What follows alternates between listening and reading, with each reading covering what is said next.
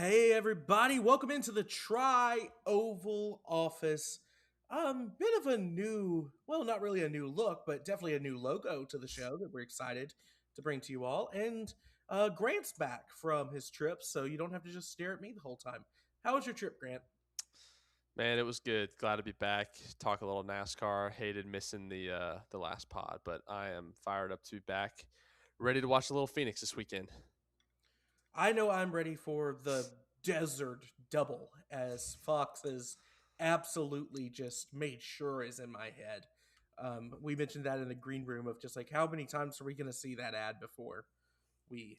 At Um, least at least a million. That or the Arby's commercial. So just in case you didn't know that you were getting more meal for your money, you are. it's like the Whopper commercials, but not nearly as catchy. Not nearly as poor timed either. Yeah, um, I don't even know what to say about Damar Hamlin there, but we'll go with it. Anyways, you were pretty close to Prosper, Texas this weekend. It almost became a town with a population of 30,001.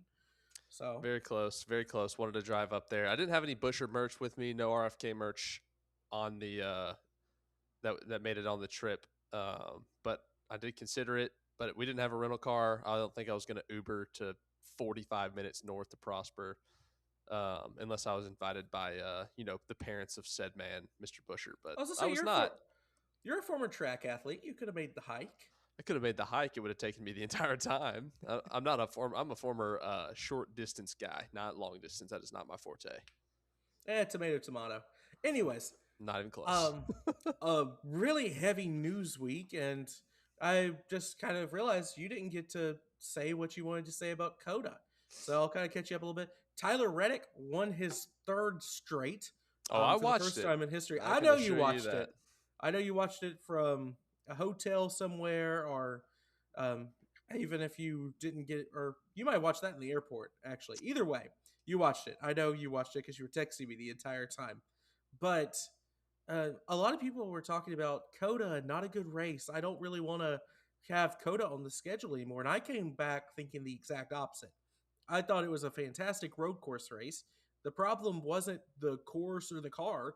It was that Tyler Reddick had the best car by about an order of two magnitudes.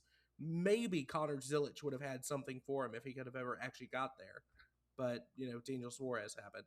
So No, I mean it was. I had no complaints too. I thought it was very entertaining for a road course. I was locked in watching it. It was really good. The ending. I mean, I can kind of see people. There's certain Toyota haters out there that watched him pull away from a Chevy that you know maybe started crying a little bit. But other than that, it was a little bit boring. But it was cool to see like just the reaction of MJ and stuff like that. So I enjoyed it. I thought it was an entertaining road course. yeah, and so as is always the case in college football with Austin, everyone always brands it as a desert for some reason. When they go to play the Texas Longhorns, it's not a desert. I mean, it's pretty green out there in Austin. I mean, both types of grass. But Hmm. we are actually going to the desert this weekend, Phoenix Raceway, a double header, really a triple header between the O'Reilly Series IndyCar and the NASCAR Cup Series, and I'm very excited for what this could mean going forward. Because I think last week we saw the St. Pete um, double header between IndyCar and the trucks was far more successful than I had think it had any business being. I thought that was going to be just an absolute like just crapshoot going in, and it was an entertaining race for the trucks. Yeah, no, I think we were talking about this earlier too. I think we kind of left it up as with the trucks as a giant, let's just see what happens type day. And I was thoroughly entertained. I thought it was a great race. I know we have some interesting thoughts about Corey Day that we'll probably discuss later. But Well, I that was mean, in the or no, sorry, that was in the that was other race. O'Reilly, but still, Yeah, they O'Reilly. happened like right back to back, and I mean, I it was was in the both middle road of course trying races. So to I was busy last Saturday. I was trying to watch both. It all is blending together. It's been a while. So, yeah, but we do have choice words for Corey Day. But Lane Riggs looks strong. I mean, it was a good race overall. absolutely. Trucks off this weekend. O'Reilly and Cup at Phoenix. Before we get into Phoenix, just breaking hours before we filmed here on a Thursday evening, Alex Bowman will be out for this weekend's race due to vertigo. So, sorry, I've been drinking this Dr. Pepper Zero Sugar Blackberry in honor of the purple ally man. I guess the Hmm. purple one's actually Connor Zilic, so never mind. But now I'm having the hiccups, so that's on me. That's just bad podcast etiquette. But yeah, Bowman, vertigo. I've had vertigo before. It's not fun. Um, it just is. You can't really do much. Like you can. It's manageable if you're able to keep like a fixed position. I could not imagine attempting to drive, let alone drive a race car, um, with vertigo. That just seems insane to me. So I hope Alex feels better. But I think you have some, at least one take on like what this means for Bowman, like just this year. Not even looking towards next year with this being a contract year. Yeah, this is the year you can't really afford to miss races. And I understand. I mean, it's not like he's just sitting out or opt. You know, it's not like he's some guy that missed a bowl game or missed the college football playoff. He's going to opt out. I mean, what he's got's not a joke. You know, but he's dead last in points I was already. gonna say he He's is dead. He is last.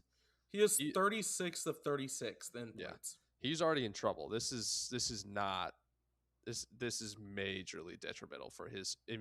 I mean, it's detrimental for the cut line, not as a contender. I mean, he's going to have a hole and a half to climb out of. Oh So this is like what we talked about when we were talking about how Brad last year had a disastrous start to the year and how tough it would be in this point system to climb out. Well, welcome to it, Alex Bowman, because that's your reality right now. Like that's where he's at. well, just assuming. Sorry, I cut you off. You can go. I'm gonna do some math now, which we've already No, I mean I'm just established. saying like I just that is a and maybe they factor that in when it's the end of the year and they're trying to renegotiate and be like, like he missed the chase, but he also missed a race because he had vertigo. Like, do they factor that in, or are they just like, sorry, bud, like that ain't gonna cut it? I Well, don't the know. the Hendrick Motorsports statement said that he was moving along quite nicely. He just wasn't ready for this weekend. That explains him getting out of the car because I was just like, I don't know a NASCAR Cup driver who would get out of the car unless It- they were seriously hurting, and everyone just thought it was like heat exhaustion. I And did. it was That's like, exactly what I thought and too. I was like, I like Bowman. You can rag on him a little bit, but he is a consummate professional. Like he is going to be conditioned and ready to go. Yeah, I that felt like really weird to me. I didn't want to speculate because I was like maybe he just got the flu or something, and that combined with the heat was a really bad time. But vertigo makes a lot of sense now. But that's not a 1 week solution. Like that's 2 weeks, maybe more, possibly. It depends on how far along he is in his recovery. But I mean, Vegas is one of the fastest tracks on the schedule, and I mean, you can't afford to lose more races, but you also don't want to put his safety at risk further. I mean, Bowman has had a history of concussions. Vertigo is a symptom of concussions, just like multiple of them at this point. He broke his back in a sprint car a few years ago. I mean, Bowman has had a long history now of injury, getting injured in the race car. So he's only 32. So I mean, that's relatively young. He should be kind of in his prime as a stock car racer. But I mean, this is the it's either the third year in a row or the third year in 4 years where he's had to miss at least one race because of an injury. So it's just becoming a pattern at this point. I bet you he'll race next week though. I was gonna say I think he has to. The, I think he has. I think he will. right now he's 45 points behind the cut line because Tyler Reddick is putting an absolute whooping on everybody. Yeah, makes it look a So lot worse than it it makes really. it I look mean, a lot worse. But the gap to Tyler Reddick to the chase the cut line is basically double what it is from last place to the cut line. that's crazy. Um, but that's before this race even begins. So just doing a little bit of quick math, Ryan Preece is currently holding down that last playoff position or the chase position. He has 68 points. Um, Assuming divide 68 by 3, and you have like 22 and a half ish points. The cut line moves up every race Mm-hmm. if it keeps at that speed. So he's going to lose another 22 and a half points to the cut line this week. So he's going to be down, I mean, at least 67 and a half. And yeah, that's actually really unfortunate. And he's going to lose another 22 points every time he misses a race. So the real question is, can Bowman, assuming he only misses today, actually claw his way back from 67 out of the chase? With the guys that'll hover around the 16 mark, I would think so. He has a shot at it, but I wouldn't count on it. But it's just interesting. I mean, he could go on a tear. I mean, if he wins 2 races, it pretty much takes care of the problem because wins are Yeah, just worth so but is he much going to now. win 2 races? I mean, is he going to win I a don't. race? I don't think so. That's, I mean, it's Not with really vertigo. unfortunate. I mean, it really depends if he comes back, is he going to be 100% right away? I Probably mean, not. this is so. I mean, I went through this back when in the final years of my favorite driver with Dale Earnhardt Jr. Just, I mean, concussions ate away at him at the end of the day, and he retired early. I don't want to wish the same thing for the guy who took over the '88, but Yeah. I mean, it kind of, it's not inevitable, but it just seems like that might be the trajectory we're on. And it's not like I hate Alex Bowman or anything. It's just, that's just kind of what the writing on the wall might seem like. And I hope that's not the case, but Yeah. still. We're not doctors. Yeah, basically. I mean, they make a lot of money for a reason. So, I guess we'll see. I don't know. but strictly racing, I mean, he can claw out, but I think he's going to have to win a race. Yeah. And I picked him this weekend on my friend Nikolai's channel. That aged very poorly. Luckily, I prefaced it on Monday of like, that's my dark horse pick. I just wanted to be different in chat. But still, like, I don't know. And we'll see. Taking over for him, though, Anthony Alfredo, Fast Pasta. He gets a chance to race in the Cup Series after all this season, after he got left out of the Daytona 500 on, I mean, a DQ. Alex Bowman fans already know about that, so I'm glad to see Anthony get the opportunity. Maybe he runs well at Phoenix. I mean, Kendrick was good last year here, at least in the fall. So I don't really know how fast they'll be, but they should be pretty quick here. I don't know how fast at least they'll be relative to Penske and Gibbs, who I expect to be probably the dominant teams on Sunday. Yeah, just I mean, good for him just to be able to get to race. Especially after such a tough, like you said, a tough DQ of like being there and in the Daytona 500, and then I wouldn't say getting it taken from your hands because you You got can't DQ'd cheat, for but a reason, but that'll be good to see him in some pretty good equipment, probably compared to what he's used to. With all due respect to, you know, what I'm saying. I mean, and as crazy of a silly season as we're going to have, we believe that, I mean, it feels like half the garage is going to be in different positions next year or Yeah, completely out of the Cup Series. I mean, it's a really good opportunity for Anthony Alfredo to show yourself a prove little that bit. he's got something in the tank. Um, so I don't necessarily know who would be open for him, but I mean, if we have some surprise retirements or some like sponsorship doesn't work out, I mean, I could see Anthony Alfredo driving for Colleague tomorrow. I Yeah, think that's like a pretty decent match, but that's neither here nor there. A little bit of extra news. We did want to start a new segment. It may not be every week, but we wanted to do it. Welcome in to the Tri Oval Office's most wanted list, and I think there's one man who is at the top of the chart. maybe I teased it a bit earlier. Corey Day, you are the most wanted man right now by the Tri Oval Office.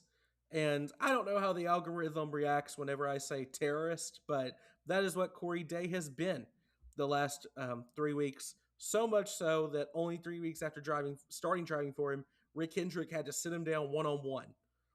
Not So good. that's not a good sight. He's fast. He's got speed. The problem is when he has speed, he is using it to weaponize his vehicle. Hmm. I mean, just that. You want to speak a little bit more about Corey? I can. I mean, I guess. Yeah, he looked like a battering ram on every racetrack that we've been at. So, when your constituents start just saying, "Well, yeah, it's just he does it every week, and it's about you wrecking people," probably not a good place to be. So, I don't know how much respect he has in the garage. He had to have a sit down from Papa Hendrick. I mean, Uh, we'll see I how mean, long this lasts. apparently he did at least call Connor Zilic to restore it, but I mean, he didn't really Ooh, take accountability after any of these things. It wasn't his fault. I mean, his teammates got into him. I can't remember if that was at Atlanta or Daytona, but just it was never Corey Day's fault. It was always something else, and that's not a way to last in the top series of NASCAR because we saw how that worked out with Danica Patrick, who is probably going to be in the comment section down below. So, accountability, final boss. and she no longer is employed by Sky Sports. So, if you've got one, here's to you. So, Um, Speaking of weapons on in the O'Reilly series field, um, Cletus McFarland is got a contract to drive part time now, pending approval. He'll at least ride at Rockingham for RCR in the O'Reilly series. If that gets approved, after Rockingham, he will drive Daytona and Talladega. And it's expected to be a multiple year development deal for Cletus McFarland. A lot of controversy around this hmm of, hey, he's not qualified. He only has 5 ARCA starts. He has one truck series start where he lasted approximately 4 minutes before he spun himself out and wrecked. So I don't know exactly how to feel about this. I think it's good for the sport and bad for the sport simultaneously. Cletus obviously brings a lot of attention, a lot of eyeballs to NASCAR, and getting that for the lower series, I mean, and even the Cup Series at this point, is very important.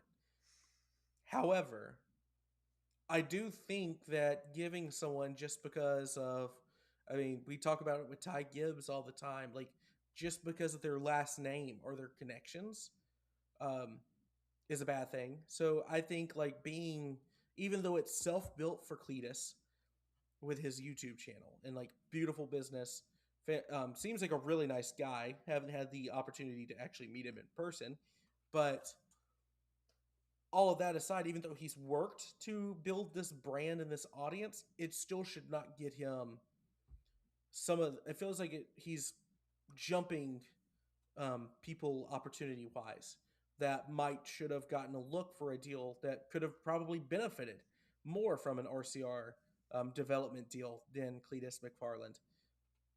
So I think a lot of people are worried about that. Yeah, but this is America. It's capitalism. That you market yourself, you build yourself up, and you afford opportunities that others can't. It's just how it is. So, Yeah. uh, he's going to bring in eyeballs. He's going to bring in sponsorship money. He's not like woefully untalented. He can maneuver a vehicle around the track. And the fact that he's racing part time. I was gonna say it's just I think it's one thing in ARCA. Like I was watching some of the highlights from Phoenix right before we logged on, and my goodness, ARCA series is still so bad. But like you can get away with things at ARCA that you cannot get away with in the truck series. And you can get away with stuff in the truck series you cannot get away with in the O'Reilly series. And I think just like that quick jump up, I don't know if it really benefits anybody in the long term. Like I think it makes Cletus like more unlikable in the garage because it's like, oh well, why is he here? He doesn't deserve to be here. And then if he starts wrecking people, which not saying he's going to, but I mean, if he spins out and causes a big one, I mean, he's actually like in the secondary series, the second highest in terms of views racing series in the U.S. every week. I mean, and someday it has to be a sport, not just a popularity contest. I I'll let you go. There you go. Oh, I agree, kinda. I think we're on different sides of this one. Um, and it's not because I'm like a major like Cletus fan. Like to be honest, like I don't watch a ton of his YouTube videos or anything. He seems like a cool guy, and he's built a massive brand, and that affords you opportunity, and that's just how it is. I mean, there's a reason Austin Cindric races for Penske. There's a reason that Ty Gibbs races for Joe Gibbs. There's a reason that Riley Herbst is somehow in a Cup ride. I mean, there's reasons for all this, and it's not because they're just grossly over talented. I mean, if we're being Yeah, honest, there's a lot of guys that are way more talented than them, and maybe they jump the line. But I think it's easy to like nitpick with McFarlane just because he spun out at Daytona, or stuff like that. I think, and I also think just having him just in the RCR camp, access to maybe like sim work and access to like he's gonna have access to so much that he just probably has never had access to, that's going to help him in just being able to get, just being able to acclimate to the car, stuff that he's never. I mean, he's used to racing Altimas. Like this is going to be yeah, so like the stuff that he's going to have access to. Same thing like we were talking with about like Keelan Harvick, like the access of stuff that you're going to have with signing with something like that compared to just like doing it on your own, like is monumental. I'll say this: Cletus is basically the definition of maybe not the American dream, but I think he's every American male dream of, Yeah, hey, I'm going to spend time with my friends. I'm going to do really cool things, and I'm going to attempt to become a professional athlete in my favorite sport. and make a Because ton of money while doing it all. exactly, just and do good work for the good of humanity. At Yeah, the end of the day, in addition, like that's a man who I think at the end of the day is going to sleep, putting his head on the pillow, and not having really any qualms about the way he's done things. yeah, And I think that's more than what a majority of the people online complaining about it can say. So probably. I just wanted to have that debate because it's been everywhere today, and Yeah. I'm sure it's a talking point that by the time this gets uploaded, everyone's going to actually be sick of. But um, anything else? I think we should just move on to the Phoenix preview at this point. Yeah, I'm trying to think if there's anything else that came up. Um, Some really cool paint schemes I this was week. about to say the paint schemes this week. I don't know what got into the folks designing the 17 because that is gross. I hate it, Oh, but you do? I love it. I hate it. I'm a sucker for like the 45. Like that's my speed. Like the Fastenal blue 17, the Bodyguard orange and black. Like that's my cup of tea. It's like the simple, just kind of cool. Like I'm not slap a giant slab of cheese on the side and call it that's not my speed. So it's different. People like different stuff. So it's just I like more of the simple, just like I don't know how to describe it. Like the Just Logano clean. scheme this week. Yeah, just like a clean, simple, nothing too crazy. I'm one. You're going to hear this joke a lot. You think Chris Buescher's making them at night? Yes, Um, probably. and two, With all due um, respect, he's every time I've met him, he's been super nice to me, but he could be I think if you race at the highest level of NASCAR, I think you have to have a little bit of that. probably. But honestly, I don't know who's my favorite scheme this week. I really need to go and look at the spotters guide again and just bask in the greatness because oh my It's the goodness. 45 or the 88 for me. Um, what's the 88 bringing? Oh It's wait, no, the it's the Wendy's. 88's bringing Wendy's again this week. Yeah, it looks great. Oh, But I think the 45 just because it's new. Priest has got the orange and black bodyguard Fastenal, and it kind of looks good with this. It looks good with the 60. It's a good looking scheme. so I completely missed Connor. Because I saw his scheme for Las Vegas, which I think is fantastic looking. It's I'm like that pulling these off. back up. I It's got to like go through them again. I was I haven't seen that one yet. Also, the 42 this week, I I was to think, say is the really good. 42. I was about to say that is one of the best Mobile One schemes, and I love the Mobile One schemes in general. The best Like, ones were the Bubba Wallace ones, I think, in my opinion. But this one does look pretty good. I was to say Should we Austin start Dillon. having a paint scheme? Not to steal his entire flow, oh boy, but I grew up not allowing. I would not wear orange until the age of about 13, and then I would not wear orange and blue until I was in college. Um, that being said, I actually really like Brad's scheme this yeah, week. Just clean. he's gonna cut his cell phone in half probably. Um, should we start doing a paint scheme of the week? Um, I'd be down with that. It makes it a little harder for editor me, but who cares? You don't have to put it in there, That's true. Everyone can look it up for themselves. How about that? because you got one off the top of your head. I do have a. Despite loving these colors, typically I have a worst one right now on the top of my head. Um, Is it? I don't know. Is it the 11?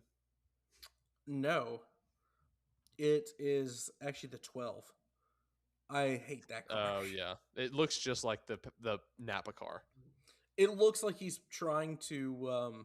Actually, take that back. Ty Gibbs might Yeah, have the it. AMPM's Um, rough.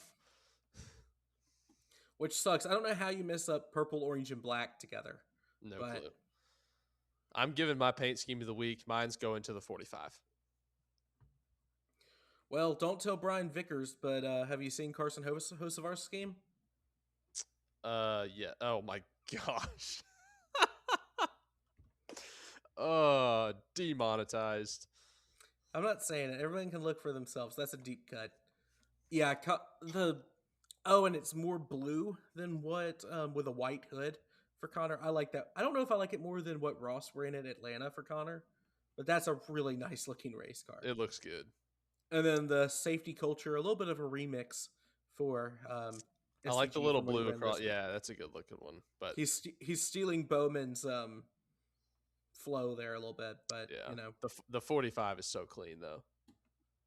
So okay, I'd give I would probably I'd it's between the 22 and the 45 for me. I think those are clearly the two Yep. best That's ones this week. 45. The 45's up there for me, obviously. The 22 looks great. I'd throw a nudge to the 42 as well. That's a good looking Mobile One scheme. You think SVG is going to get PTSD seeing that 22 back on track? Maybe. I think SVG's just a little bit sad that he just can't win at Coda. Well, I guess he can, just not in the Cup Series. Well, I would love if I have pitched this for years. Tangent time. Okay. I genuinely think that it would do IndyCar and NASCAR good. I've proposed either the double, but it would make a lot more sense in an event like this where they're racing the same track the same weekend. They need to have either like an open provisional or some way to make it done where the Cup champion and the IndyCar champion race in the other discipline every year. Or if you prefer the Daytona 500 and the Indy 500 That champ, would be cool. where they run the other race. It's a little bit hard logistically to organize running the double, and that would, if it's Daytona 500 and Indy 500 champ, it would mean that it has to be the double. But my goodness, that would be cool. so much fun. And just imagine like the fun schemes that could come out of it. I would have a good time with that. Yeah, that would be cool. I like that idea. I think. See, this is why I get mad whenever I try to get hired at NASCAR. And they in the job application, it's like, how would you market something? Like, how would you change our marketing schemes? I was like, bam, bam, bam, and nothing. It's frustrating when you sometimes feel like you can market the sport better than NASCAR can. Though they're doing better lately. I'll give them props when it's That is true. deserved. Give them their flowers. Moving on actually to Phoenix now. My goodness, we're 30 minutes into this episode. Phoenix, looking at the odds on FanDuel, as become tradition, would you like to take a guess at the top three in odds? I'm going to go Blaney. That's number one. I'm going to go Bell. Number two. And I'm going to go Hamlin. Number five. So close. Wow. Logano. Byron Logano. It's Byron. Is Third, then it's Larson, Hamlin, Reddick, Logano. Wow, Logano's further down than I thought for Um, such a Penske dominated track. It feels like. well, it's Penske dominated when it matters. Yeah. So I um, guess it doesn't matter right now. I was gonna say it feels like actually Spring Phoenix has been dominated more by Toyota than anything. I mean, Uh Christopher oh. Bell has won this race back to back. So um, Tyler Reddick, they updated the odds. At one point, it was plus 100. It was bet $10 to win $1 on Tyler Reddick. That's Um, ridiculous. so they did update the odds at least a little bit. Um, I do think Phoenix, unlike the tracks we've been at, this is the first quote unquote real racetrack. This is what we will see, like real speed, where who has it, who does not. This next like 6 weeks before we get to Talladega will be kind of determining who you think is going to be there at the end of the season. Um, and so you got to look at the big three. That kind of comes down to it. And maybe there's like one or two cars in the mid pack teams that have a shot at it at some point near the end. But we're going to get a lot of Hendrick, Penske, and Gibbs. Yeah, we're kind of settling in here now as we kind of got past the two drafting tracks and the road course. So this, like you said, this has been a pretty heavily, well, it's been pretty much all Christopher Bell, like you were saying in the spring. I expect Penske to show up strong. Just kind of, I think there's some, I guess Blaney looked pretty good last week, but that was pretty out of the ordinary for him at a road course. But I think they're kind of, if I had to speculate, they're probably raring to go based off of the lack of showing that they showed at drafting tracks, which is so typical for them. So I bet they're going to show up with some speed. But the real question is, do you get aggressive and with the tire pressures and that kind of stuff? I know that's been some speculation of, do you get aggressive with your tire pressure this early in the season? Do you try and get your points and take them where you can and try and play it safe? Or does it matter where you are on the points? Like, I think it depends on where you're at points and who you drive for. Because if you're like a Spire and you're a little bit ahead and you know you're going to just slowly bleed that lead as we go down the stretch, I mean, I would maybe take a chance, especially if you're like a Daniel Suarez. yeah. Like, I think that's a real possibility of like you play around a little bit more with the tire pressure. Yeah. Chase Briscoe, on the other I was hand, about to say, has to have a good race here. yeah, I that's mean, one that's he's not in nearly as bad of a position as Alex Bowman, but Well, I mean, literally no one is. as I say, he's 27th in points, which kind of sucks because he had speed at Daytona, Atlanta, and Coda, and he DNF'd in two of those Yeah. and finished second in Atlanta. So I don't know. To look out for, I think Connor Zilic needs to have a good race if he's gonna claw his way back, because Yeah. we'll see. I think that would not be shocking to me if he kind of if his team plays around with the tire pressures a little bit more. Yeah. Reminder: this is the same tire compound that they brought to Phoenix in the championship race last year. So it was basically just the option tires that they ran in the spring. So very interesting. We popped a lot of tires in this race last year, so maybe people will manage it a little bit better. But I'm very curious to see how it plays out in terms of that. Would you like to hear the driver average finishes, or would you just like to name a driver you want to talk about? Let's start with the average finishes. I think it's going to be pretty standard from what I remember seeing earlier today, but I'm sure we'll draw some talking points out of that for sure. There is one guy I really do want to talk about.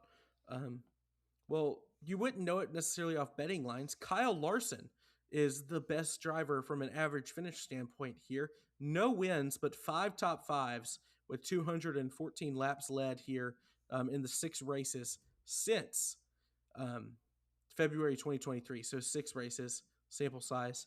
An average start of 7.7 and an average finish of 5.2. We skipped Kevin Harvick because he's not active anymore. Ryan Blaney, 6.7, 1 win, 5 top fives. And then You would not guess it because he's not brought up at all. Chris Buescher has the third best average finish here with 3 top 5s, 4 top 10s, and 6 top 20s in the 6 races here. An average finish of 8 with an average start of 15. So actually a decent qualifying track for the 17. Wow, Chris Buescher not talked about a lot. That's surprising. It's just like I mean, we do bring him up on places, but No, I'm saying Phoenix is actually legitimately surprising to me. no one flies under the radar more than that guy. But I think that's kind of how he operates. But I'm sure he likes it that way. But yeah, I was actually a little shocked to see that. I was looking at the top and I was like, that tracks. What? Really? I was like, because I just in my head, I just don't think of Phoenix being the strongest track for him. But that's classic. That's classic Chris. He's just kind of there everywhere. Down the list a little bit, still in the firmly the top 10. A driver I actually really associate with Chris. I think they have very similar. They drive actually completely differently, but I think their skill set is very similar. Ross Chastain in the 7th spot with an average finish of 12.3. I actually had him maybe as a dark horse this week because he has that one win at Phoenix in the Blaney Championship here. So I was like, oh, maybe that might be my dark horse selection, but I mean, he's just legitimately really good here. Yeah. So, kind of surprised. He still Maybe, probably is longer odds though. yeah, I was gonna say, he actually has better odds than. Oh my goodness, what in the world is that? Okay, I didn't go down far. I didn't go far enough down the list when I was looking at odds. Reddick 6th, Logano 7th, Elliott 8th, Briscoe 9th. The 10th best odds of the Cup Series, Josh Berry. Wow. I get he had a He's good. been real. He's actually been pretty good here the last few years, if I'm not mistaken. He has an average finish of 14.2, good for Yeah. 11th. So in 5 races here, 2 of those were in Stewart Haas equipment. One I believe was in Hendrick equipment. Yeah, I think it was a fill-in, So wasn't it? it was a fill-in for Bowman. Yeah. So very interesting. Maybe not Bowman. Maybe it's Chase Elliott. It was that when Elliott broke his leg in the really early in the season. I was about to say that's good signs for fast pasta, but I stand corrected. But yeah, just kind of an interesting smorgasbord. If you look at the top finishers, I mean, you look at it's Hendrick, Penske, RFK, Gibbs, Hendrick, Trackhouse, Hendrick, Penske, not relevant, Alex Bowman, Penske, Berry, Reddick, 2311, RFK, and Brad Keselowski, Kyle Busch. A Those are lot of your big three top. heavy in the top. So, and then you look at guys who are like surprisingly not good here that you would maybe think would be decent. At least in terms of average finish. Bubba Wallace has ran better than a 18.8 average finish here. I do remember he's gotten wrecked several times. Yeah. But he is down the list. And a little bit surprisingly to me, like this feels almost like a track like that Ryan Preece should be pretty decent at, which he is actually. He's 18.3 average finish, just behind Daniel Suarez. I think we're going to say this a lot, especially early in the season. Daniel Suarez is actually shockingly good at a lot of these tracks. Yeah, the beginning of the season shaped up pretty well for him. And I mean, he's top 10 in points right now. I think all 3 Spire guys are in the top 10. Yeah, and Hocevar is the bottom at 10th. At 10th. So, and that's despite McDowell, I mean, running, basically like a Fred Flintstone car in Atlanta. Yeah. So, who would you like to talk about? Do you think with everything that's happened with JGR that Bell can do it again? Yes. Anytime you come to especially a flat track, like these flat, like mile to like anywhere from like 0.75 miles to like 1.25, he's going to Bell and Blaney immediately come to mind, but Bell has dominated fall Phoenix. I mean, he did beat Hamlin to the line last year. Like it was very close in this race. It was a photo finish. People kind of forget about that. because it's overshadowed by all the other crazy stuff that happened last year. But I mean, Bell could absolutely do it again.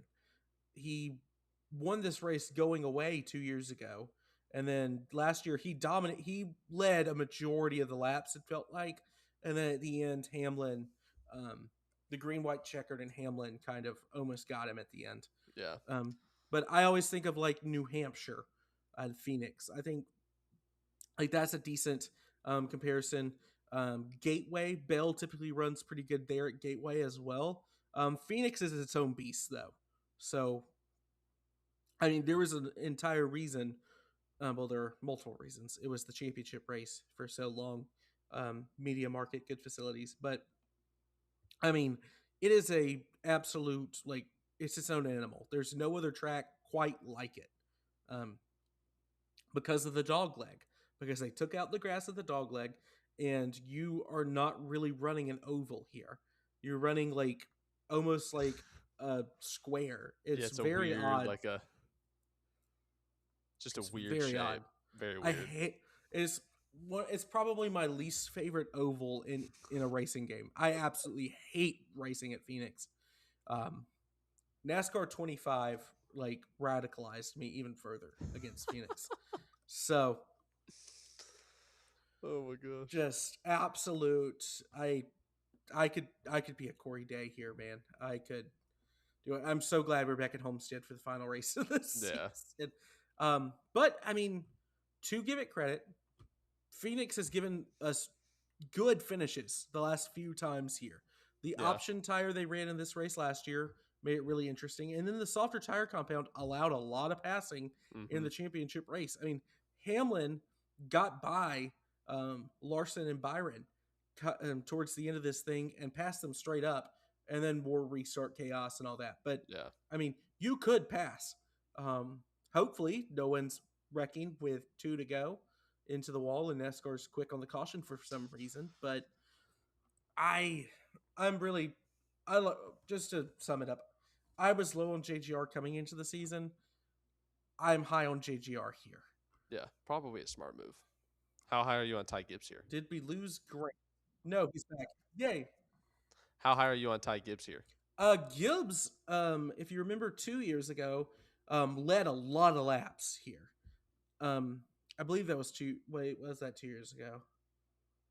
When was Sanford in the tournament? 2024. 24. Yeah. Yeah. So yeah, 2 years ago. I only remember that because I made the people at Buffalo Wild Wings. I was with a high school friend who went to Furman, and I was watching the SoCon semifinals, Sanford versus Furman on one screen, and then the race on the other next to it. Anyways, shout out B-dubs. But Ty Gibbs led a lot of races here, and or a lot of laps here. Christopher Bell ended up taking that one home, but it was a JGR just kind of freight train. Um, Ty Gibbs actually a really poor finishing position here. He's got an averaging finish position of 23rd and six. I cannot speak. Good gracious. In 6 races, but he only has one top 5, and it came from, I believe, that race where they led a bunch of laps. He has led 57 laps here though. Yeah. So if you just look at like kind of lower on the list guys outside of the big names we're talking about, you look at just stand out in terms of lap totals led. Tyler Reddick led 68. Ryan Preece has led 34. Eric Jones 14, and then Ty Gibbs 57. So really just Gibbs, Preece, and Reddick outside of the like major players here have Yeah. And Priest led a led. lot of laps, if I'm not mistaken, because he was on the inverse. Yes. He was on the inverse strategy with the compound tires. So,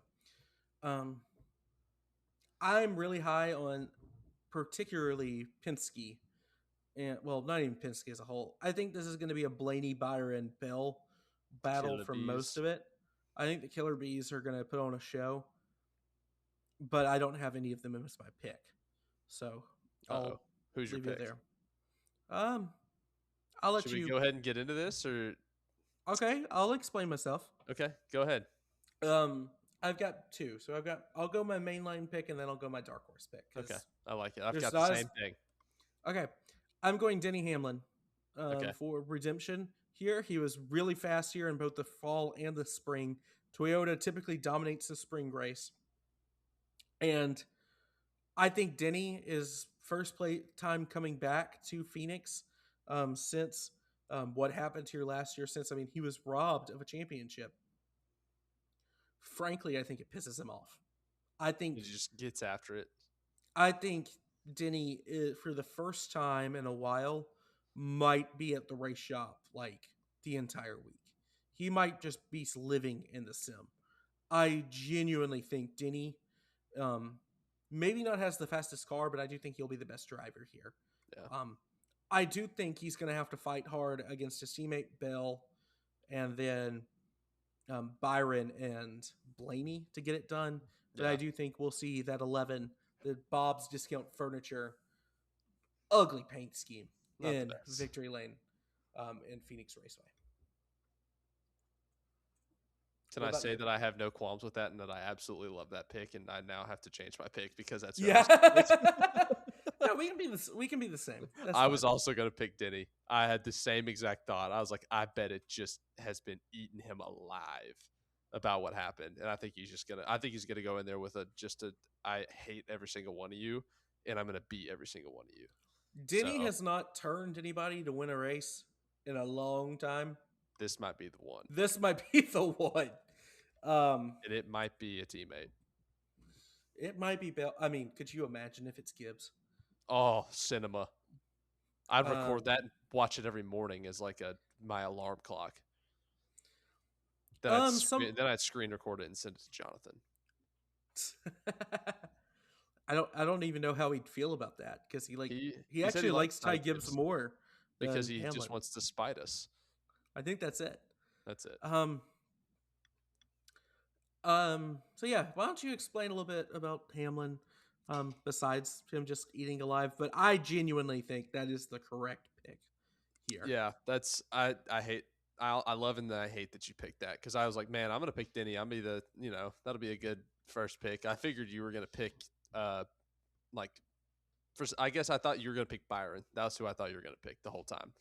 So he caught me off guard. Congratulations, but um, he runs well here. He's experienced. He knows how to manage tires. We talked about how dominant JGR can be, especially on these flat ovals. He's got a teammate in Bell that I mean he can learn a lot from even still. I mean, what else is there to say? He's extremely talented, and he's been there, done that, and he's pissed. Yeah, the question is if Reddick's there at the end. I honestly think that's the only guy he won't turn. Well, unless So it's Bubba. I think he'd maybe. turn I think he'd turn a teammate before he turns his own car that he owns. 100%. I think he'd leave the I 45 think and the so. 23. I think he'd put the 35 into the fence. But We're just gonna have a bunch of controversy when it happens to be a Spire car he puts in. Um, now that would be something. it's Carson Hocevar comes across the line upside down somehow at Phoenix, and yeah, that would be fun.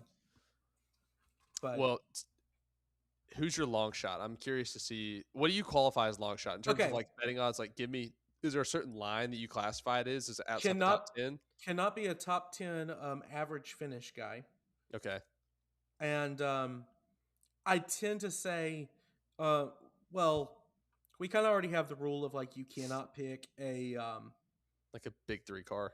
a big three car. I think if you want to make an exception for Gibbs Bowman, maybe not Gibbs. It Like depends on the track. Really, Cindric, maybe.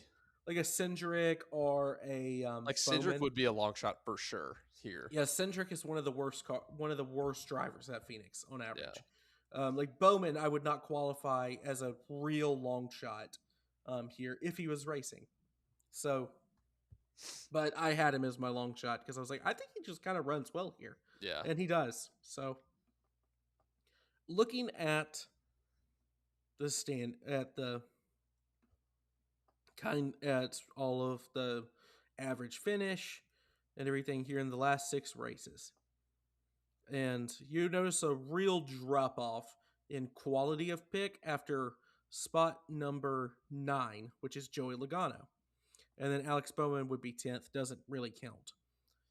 But before that, I mean, you look at laps led, it's like 214, 59, 34, 18, 298, 293, 313, 65, 158, 37, 188. And then it's like 1 lap led, 0 laps led, 68 laps led, as Reddick is a big outlier. And then it's just single digits basically all the way down. So I think it's a really top heavy track, and it makes like choosing a dark horse kind of Yeah. difficult. Like Phoenix, for a reason, it was the championship race of it is really just the best car can Yeah. win you a race. Like it was a very good championship track for determining like who was actually genuinely the best car that day. Yeah. Most of the time. But I'm looking, and something is telling me maybe not to win. And I'm not picking Tyler Reddick because I can't pick the guy to win 4 in a row as a dark horse. Yeah. I think that's just like kind of ridiculous. Yeah, you can't do that. I have 2 guys kind of in mind, and I said Bubba earlier in the week, and I think there's a decent possibility of that.